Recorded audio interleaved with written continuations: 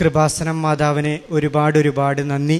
റോമക്കാർക്ക് എഴുതിയ ലേഖനം 8-ാം അധ്യായം 28-ാം വാക്യം. ദൈവത്തെ വിളിച്ചപേക്ഷിക്കുന്നവർക്ക്, അവിടുത്തെ പദ്ധതി അനുസരിച്ച് വിളിക്കപ്പെട്ടവർക്ക് അവിടുന്ന് സകലതും നന്മയ്ക്കായി പരിണമിപ്പിക്കുന്നു. എൻ്റെ ജീവിതത്തിലെ ദൈവത്തിൻ്റെ വലിയ ഇടപെടൽ കൃപാസനം മാതാവിൻ്റെ മധ്യസ്ഥതയിലൂടെ നടന്നതാണ് എനിക്ക് സാക്ഷ്യമായിട്ട് പറയാനുള്ളത്. ഏറെ വർഷമായിട്ട് ഞാനൊരു ഗവൺമെൻറ് ജോലി കിട്ടാനായിട്ട് വളരെയേറെ പരിശ്രമിച്ചുകൊണ്ടിരിക്കുകയായിരുന്നു. കഴിഞ്ഞ 10-12 വർഷത്തോളമായി ഞാൻ ഒരുപാട് PSC പരീക്ഷകൾ എഴുതുകയും ആ പരീക്ഷകളിലെല്ലാം ഞാൻ ഒരുപാട് പരീക്ഷകളിൽ റാങ്ക് ലിസ്റ്റിൽ വരികയും ചെയ്തെങ്കിലും എനിക്ക് ഒരു റാങ്ക് ലിസ്റ്റിൽ നിന്ന് പോലും എനിക്ക് വിളിക്കാനായിട്ട് ജോലിക്കായിട്ട് വിളിച്ചിരുന്നില്ല. അത് വലിയൊരു സങ്കടമായിരുന്നു. പലപ്പോഴും വളരെ ചെറിയൊരു വ്യത്യാസത്തിനാണ് തൊട്ട് മുൻപത്തെ റാങ്ക് വരെ വിളിക്കുകയും എൻ്റെ റാങ്ക് വിളിക്കാതിരിക്കുകയും ചെയ്യുന്നൊരു സാഹചര്യം വരെ ഉണ്ടായിട്ടുണ്ട്. അപ്പോൾ അത് വളരെ വേദന നിറഞ്ഞൊരു കാര്യമായിരുന്നു. അങ്ങനെയാണ് ആദ്യമായിട്ട് ഉടമ്പടി എടുക്കാമെന്നുള്ളൊരു തീരുമാനത്തിൽ എൻ്റെ ഭാര്യയാണ് ആദ്യമായിട്ട് 2024 മാർച്ച് മാസം 16-ാം തീയതി ഉടമ്പടി എടുക്കുന്നത്. ഞാൻ ഉടമ്പടി എടുക്കുന്നത് ഓഗസ്റ്റ് മാസം 3-ാം തീയതി 2024 അതിനുണ്ടായ സാഹചര്യം, ഭാര്യ ഉടമ്പടി എടുത്തതിന് ശേഷം ഭാര്യയോട് കൂടി ചേർന്ന് ഞാൻ ഉടമ്പടി ജീവിതത്തിലൂടെ മുന്നോട്ട് പോയിക്കൊണ്ടിരിക്കുകയായിരുന്നു. ഞങ്ങൾ രണ്ടുപേരും ഒരുമിച്ച് ഉടമ്പടി പ്രാർത്ഥനകൾ ചൊല്ലുകയും ഉടമ്പടി തൈലം ഉപയോഗിക്കുകയും ഉടമ്പടിയുടെ ഉപ്പ് ഉപയോഗിച്ച് പ്രാർത്ഥിക്കുകയും ഒക്കെ ചെയ്തിരുന്നു. അതോടൊപ്പം തന്നെ പല പ്രേക്ഷിത പ്രവർത്തനങ്ങളും വിശ്വാസ പ്രമാണം ചൊല്ലി ഞങ്ങൾ കൃപാസനം പത്രം വിതരണം ചെയ്തിരുന്നു. മറ്റുള്ളവർക്ക് കൃപാസനത്തെക്കുറിച്ച് സാക്ഷ്യങ്ങൾ പറഞ്ഞിരുന്നു. മറ്റുള്ളവരെ കൃപാസനത്തിലേക്ക് വരാനായിട്ട് പ്രചോദിപ്പിച്ചിരുന്നു. അതോടൊപ്പം തന്നെ ഞങ്ങൾ അനാഥാലയങ്ങൾ സന്ദർശിക്കുകയും അവർക്ക് വേണ്ടി പണം കൊണ്ട് സഹായിക്കുകയും സാമ്പത്തികമായിട്ട് അവരോട് ചേർന്ന് നിൽക്കുകയും ഒക്കെ ചെയ്യുന്ന ഒരുപാട് പ്രവർത്തനങ്ങൾ ചെയ്തിരുന്നു. അതിൻ്റെ ഭാഗമായിട്ട് മെയ് മാസത്തിലെ ആദ്യമായിട്ട് ഒരു റാങ്ക് ലിസ്റ്റിൽ നിന്ന് എനിക്ക് ഗവൺമെൻറ് ജോലിക്കായിട്ട് ഒരു അഡ്വൈസ് മെമ്മോ വന്നു. അത് ഏറെ സന്തോഷകരമായ ഒരു അനുഭവമായിരുന്നു. അങ്ങനെ ഞാൻ ആ ജോലിയിൽ ജോയിൻ ചെയ്തു. വളരെ സന്തോഷത്തോടു കൂടി അത് ജോയിൻ ചെയ്തെങ്കിലും മനസ്സിലായത് ആ സ്ഥാപനം ഏറെ സാമ്പത്തികമായി ഞെരുക്കത്തിലായിരുന്ന ഒരു സ്ഥാപനമായിരുന്നു. അതുകൊണ്ട് തന്നെ ഗവൺമെൻറ് ജോലി ലഭിച്ചൊരു സന്തോഷമുണ്ടെങ്കിലും അതിൽ നിന്ന് ശമ്പളം കിട്ടാത്തൊരു സാഹചര്യത്തിലേക്ക് പോകുന്ന ഒരു വലിയ വിഷമകരമായ ഒരു സന്ധിയിലേക്ക് കടന്നു പോവുകയും ചെയ്തു.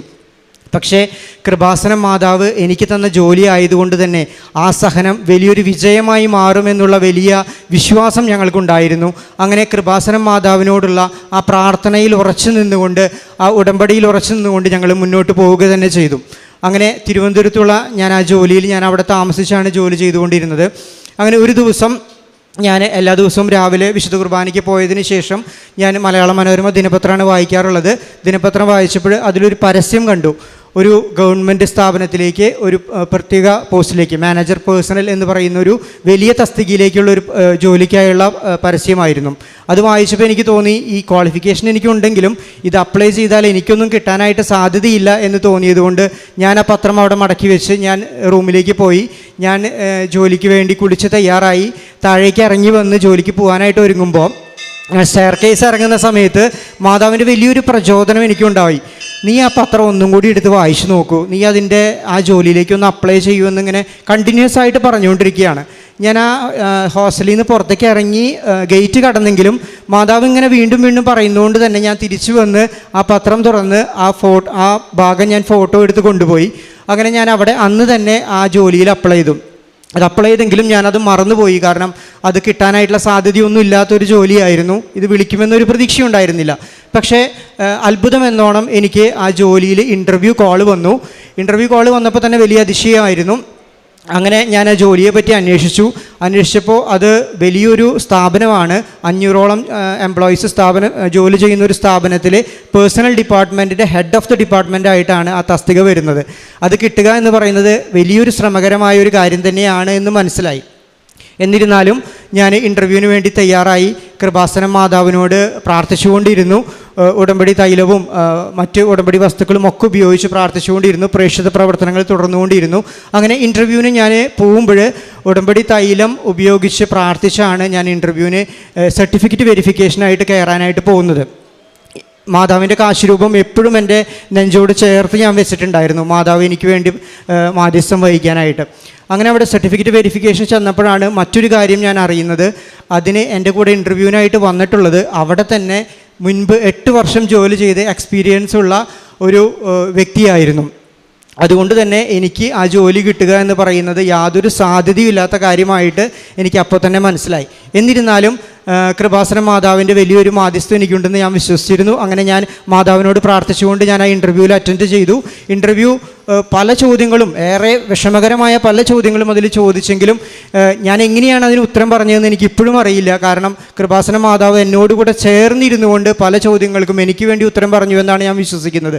അങ്ങനെ മാതാവിൻ്റെ വലിയ സഹായത്തോടു കൂടി ഞാൻ ആ ഇൻ്റർവ്യൂ വളരെ നന്നായിട്ട് പെർഫോം ചെയ്ത് ഞാൻ പുറത്തിറങ്ങിയപ്പോൾ അവിടെയുള്ള മറ്റുള്ളവരോട് സംസാരിച്ചപ്പോൾ അവർ പറഞ്ഞു, താങ്കൾക്ക് ഈ ജോലി കിട്ടാനായിട്ട് യാതൊരു സാധ്യതയില്ല. കാരണം ഇത് രാഷ്ട്രീയമായ സ്വാധീനമുള്ളവർക്കും അതുപോലെ തന്നെ ഇവിടെ ഓൾറെഡി ജോലി ചെയ്ത ആൾക്ക് തന്നെയാണ് ഇത് കിട്ടാനായിട്ട് സാധ്യതയുള്ളതെന്ന് പറഞ്ഞു. അപ്പോൾ വലിയ നിരാശയാണെങ്കിലും മാതാവിൻ്റെ വലിയ സഹായം ഉണ്ടാവുമെന്നുള്ളൊരു പ്രതീക്ഷയോടുകൂടി ഞാൻ തിരിച്ചു പോന്നു. അവിടെ നിന്ന് ഒരു 3 ആഴ്ച കഴിഞ്ഞപ്പോൾ എനിക്ക് ഒരു കോള് വന്നു ഓഫീസിൽ നിന്ന്, താങ്കൾ ഷോർട്ട് ലിസ്റ്റഡ് ആയിട്ടുണ്ട്, ഇത് ഗവൺമെൻറ്റിലേക്ക് അയക്കാനായിട്ട് പോവുകയാണ്. ഇത് സാധാരണ നിലയ്ക്ക് 1.5 വർഷം മുതൽ 1 വർഷം വരെ, 1.5 വർഷമെങ്കിലും ചുരുങ്ങിയതെടുക്കും, ചിലപ്പോൾ 1 വർഷം എടുക്കും, ഉള്ളിൽ ആവാം, നിങ്ങൾ പ്രാർത്ഥിച്ചോളൂ എന്നാണ് പറഞ്ഞത്. അങ്ങനെ ഞങ്ങൾ വീണ്ടും പ്രാർത്ഥനയിൽ തുടർന്നു. 1 വർഷത്തോളം എടുക്കുമെന്നുള്ള രീതിയിലാണ് ഞങ്ങൾ മുന്നോട്ട് പോയിക്കൊണ്ടിരുന്നത്. എന്നാൽ 1.5 മാസം കഴിഞ്ഞപ്പോൾ തന്നെ എനിക്ക് സർക്കാരിൻ്റെ ഉത്തരവ് കിട്ടി എന്ന് പറഞ്ഞ് എനിക്ക് ഒരു കോൾ വരികയും ആ സർക്കാരിൻ്റെ ഉത്തരവ് എനിക്ക് അയച്ചിരിക്കുകയും ചെയ്തു. അത് മാതാവിൻ്റെ വലിയ ഇടപെടലാണ്. കാരണം 1 വർഷം കൊണ്ട് ലഭിക്കുമെന്ന് പറഞ്ഞത് വെറും 1.5 മാസം കൊണ്ടാണ് എനിക്ക് ആ സർക്കാരിൻ്റെ ഉത്തരവ് ലഭിച്ച് ഞാൻ നവംബർ മാസത്തിൽ ആ ജോലിയിൽ പ്രവേശിച്ചു. ജോലിയിൽ ചെല്ലുമ്പോൾ അവിടെ എല്ലാവരും എന്നെ വലിയ ആശ്ചര്യത്തോടു കൂടിയാണ് വരവേറ്റത്. കാരണം അവർ ചോദിച്ചു, ഇത്രയും സീനിയർ പൊസിഷനിൽ ഇതിന് മുൻപ് ഒരുപാട് മാനേജേഴ്സ് വന്നിട്ടുണ്ടെങ്കിലും ഇതുവരെ ആരും 1.5 മാസം കൊണ്ട് ഇവിടെ വന്നതായിട്ട് ഞങ്ങൾക്ക് അറിവില്ല. സാറിന് എന്തെങ്കിലും രാഷ്ട്രീയമായ സ്വാധീനം ഉണ്ടായിരുന്നോ ഇത്രയും പെട്ടെന്ന് വരാനായിട്ട് എന്നാണ് എന്നോട് ചോദിച്ചത്. പക്ഷേ രാഷ്ട്രീയമായ സ്വാധീനമല്ല, എൻ്റെ കൃപാസന മാതാവിൻ്റെ സ്വാധീനമാണ് അതിൻ്റെ പുറകിലുണ്ടായിരുന്നതെന്ന് ഞാൻ പൂർണ്ണമായിട്ട് വിശ്വസിക്കുകയാണ്. അതുകൊണ്ട് തന്നെ എൻ്റെ ജീവിതം മുഴുവൻ കൃപാസന മാതാവിനോട് ചേർന്ന് നിന്നുകൊണ്ട് മാതാവ് പറഞ്ഞതുപോലെ, അവൻ പറയുന്നത് പോലെ ചെയ്യുക എന്ന് പറഞ്ഞ പോലെ, എൻ്റെ ഈശോ പറയുന്നത് പോലെ ചെയ്യാനായിട്ടുള്ള വലിയൊരു സാക്ഷ്യമായിട്ട് എൻ്റെ ജീവിതത്തിൽ ഇത് എന്നും നിലനിൽക്കുകയാണ്.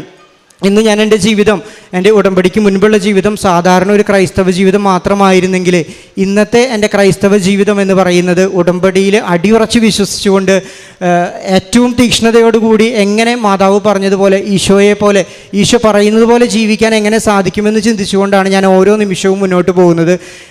ഉടമ്പടിയിൽ ആവശ്യപ്പെട്ടിരിക്കുന്ന എല്ലാ കാര്യങ്ങളും, കാരുണ്യ പ്രവർത്തികൾ ചെയ്യുന്നതായിക്കോട്ടെ, അനാഥാലയങ്ങൾ സന്ദർശിക്കുകയും അവർക്ക് വേണ്ടി പണം കൊടുക്കുകയും പാവപ്പെട്ടവർക്ക് പൊതിച്ചോറ് വിതരണം ചെയ്യുകയും പള്ളിയിൽ നിന്ന് മറ്റു കാര്യങ്ങൾക്ക് വേണ്ടി മുന്നോട്ട് പോവുകയും ഒക്കെ ചെയ്യുന്നു.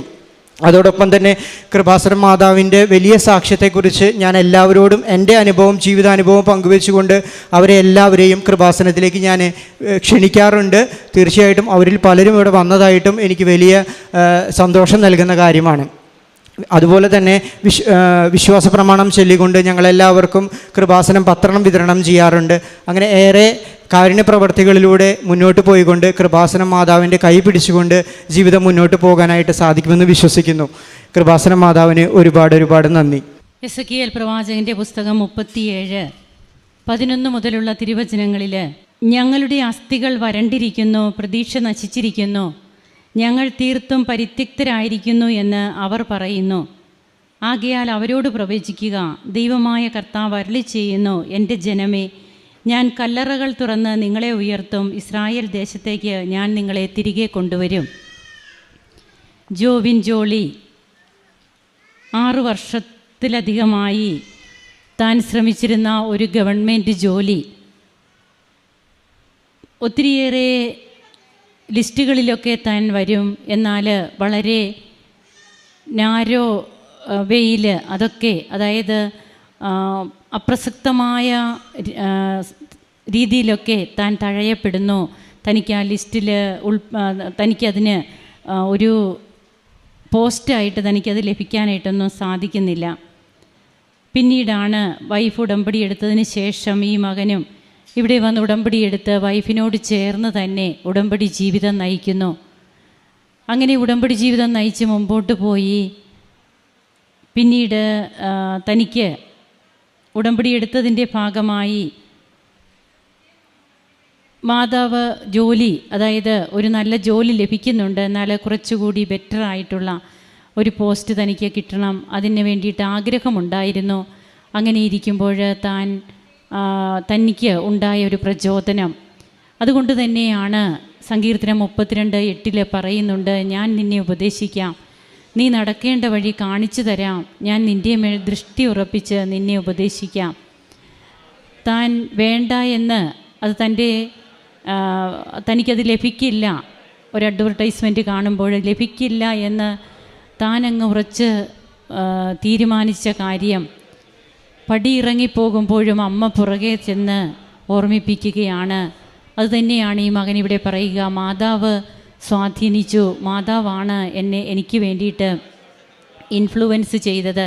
എനിക്ക് രാഷ്ട്രീയ പാർട്ടികളോ അല്ലെങ്കിൽ മറ്റ് നല്ല പൊസിഷനിലുള്ളവരോ ഒന്നും എനിക്കില്ലായിരുന്നു. ഈ മകൻ ഓഫീസിലേക്ക് ചെല്ലുമ്പോൾ പിന്നീട് അവിടെയുണ്ടായ ആ ഒരു അനുഭവത്തിൽ നിന്നാണ് ഈ മകൻ ഇവിടെ അങ്ങനെ പറയേണ്ടി വരുന്നത്. അങ്ങനെ തനിക്ക് ഏറ്റവും നല്ല രീതിയിലുള്ള നല്ല പൊസിഷനിലുള്ള ഒരു ഗവൺമെൻറ് ജോലി ലഭിക്കുവാനായിട്ടിടയായി എന്നാണ് പിന്നീട് ജോവിൻ ജോളി തൻ്റെ അനുഭവ സാക്ഷ്യത്തിലൂടെ വ്യക്തമാക്കുക. അതൊന്നും തൻ്റെ കഴിവല്ല, ഉടമ്പടി എടുത്തത് വഴി പരിശുദ്ധ അമ്മ ഏത് അവസ്ഥകളിലേക്കും, അതായത് നമുക്ക് ഒരിക്കലും കടന്നു ചെല്ലാൻ സാധിക്കില്ല എന്ന് പറയുന്ന അവസ്ഥകൾ, മനുഷ്യന് ചെയ്യാൻ പറ്റാത്ത കഠിന രക്ഷാകര പദ്ധതികൾ ഉടമ്പടിയിലൂടെ ദൈവം നടത്തുന്നു എന്നുള്ളത് തന്നെയാണ് ഇവിടെ പങ്കുവയ്ക്കുമ്പോൾ നാം മനസ്സിലാക്കേണ്ടത്. അങ്ങനെ തൻ്റെ ജീവിതം, ആത്മീയ ജീവിതം മാറി, വ്യക്തിപരമായിട്ട് മാറ്റങ്ങൾ വന്നു. തൻ്റെ കുടുംബവും അതുപോലെ മറ്റുള്ളവർക്ക് വേണ്ടിയിട്ടുള്ള അവരെ കൂടി തങ്ങളുടെ ജീവിതത്തിൽ ഉൾപ്പെടുത്തിക്കൊണ്ടുള്ള ഒരു ജീവിതം നയിക്കുന്നതിന് സാധിക്കുമ്പോഴാണ് ഇവിടെ തിരുവചനം പങ്കുവയ്ക്കുക. ആകയാൽ അവരോട് പ്രവചിക്കുക, കല്ലറകൾ തുറന്ന് ഞാൻ നിങ്ങളെ ഉയർത്തും, ഇസ്രായേൽ ദേശത്തേക്ക് ഞാൻ നിങ്ങളെ തിരികെ കൊണ്ടുവരും. അടച്ചുപൂട്ടപ്പെട്ട കല്ലറകളിൽ നമ്മുടെ പ്രതീക്ഷകളെല്ലാം നശിച്ചു, ഇനി ഒന്നും സാധിക്കില്ല എന്ന് നാം ചിന്തിക്കുമ്പോൾ അത് നമ്മുടെ മാത്രം ചിന്തകളാണ്. ദൈവത്തിൻ്റെ പദ്ധതി, നാം ആ പദ്ധതിയോട് അനുരൂപപ്പെട്ട് നമ്മെ തന്നെ ദൈവതിരുമനസ്സിന് അടിയറ വെച്ച് ദൈവം ആഗ്രഹിക്കുന്നത് പോലെ, അവൻ പറയുന്നത് പോലെ ചെയ്യുമ്പോൾ വസ്ത്രമില്ലാത്തവർക്ക് വസ്ത്രം കൊടുക്കുവാനും അതുപോലെ ഭക്ഷണമില്ലാത്തവർക്ക് ഭക്ഷണം ഏകുവാനും